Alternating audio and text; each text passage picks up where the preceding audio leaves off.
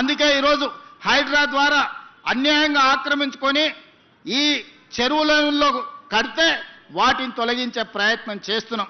ఆ మధ్యకాలంలో మీరు చూసి ఉంటారు, అక్కినేని నాగార్జున గారు ఇన్కన్వెన్షన్ విషయంలో ప్రభుత్వం తొలగించింది.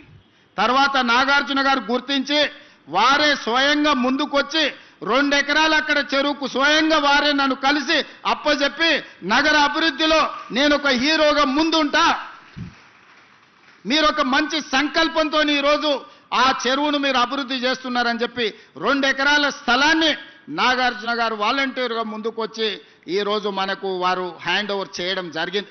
ఈరోజు బతుకమ్మ కుంట వి హనుమంతరావు గారు ఎప్పుడు అంబర్పేట చౌరస్తాలో బతుకమ్మ కుంట గురించి 40 ఏళ్ళు కొట్లాడాడు.